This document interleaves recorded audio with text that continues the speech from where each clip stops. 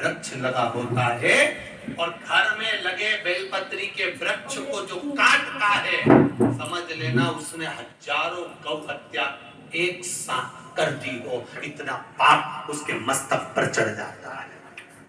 एक बेलपत्र का वृक्ष हमारे जीवन की सार्थकता दे देता है। एक बेलपत्र का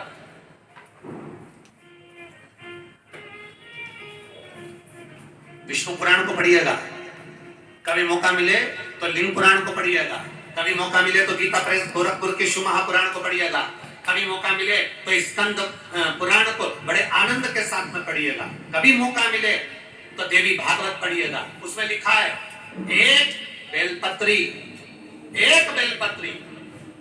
अगर कोई देवादिदेव महादेव को समर्पित कर देता है, या एक बेलपत्री कोई दुखी है और उसको भी अगर वो दान में एक बेलपत्र दे देता है, तो शिव महापुराण की कथा कहती है आधा किलो सोने के सिंहासन पर शालिग्राम भगवान को सोने से श्रृंगार कर कर दान करने का जो पुण्य मिलता है, वो एक बेलपत्र दान करने से प्राप्त हो जाता है। मात्र एक बेलपत्र।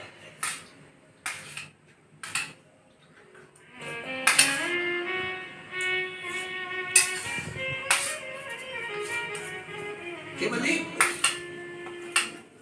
ये जीवन का सुख देने वाली।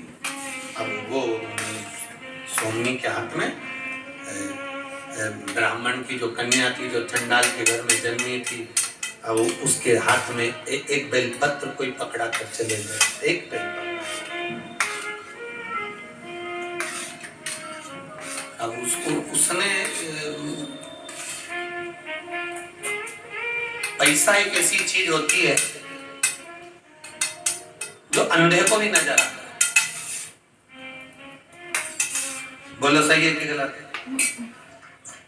पैसा एक ऐसी चीज होती है जो अंधे को भी नजर आता है।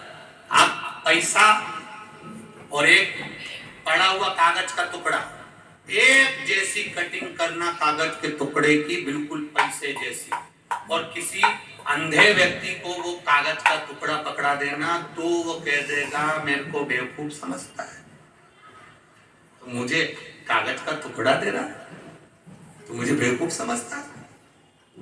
और अगर पैसा पकड़ा दिया तो पहचान जाए, मतलब पैसा अंधे को भी नजर आता है। तो जैसे ही सोमनी को वो दिया पत्ता बेलपत्र का, और बेलपत्र का पत्ता कोई देकर चले गया, तो कोई होगा शिव का भक्त, ओघड़ी होगा, हड़बड़ांगा होगा कोई, जिसने इसके शरीर में इतनी कोड़ी के शरीर की गंध तक ना ध्यान दी और उस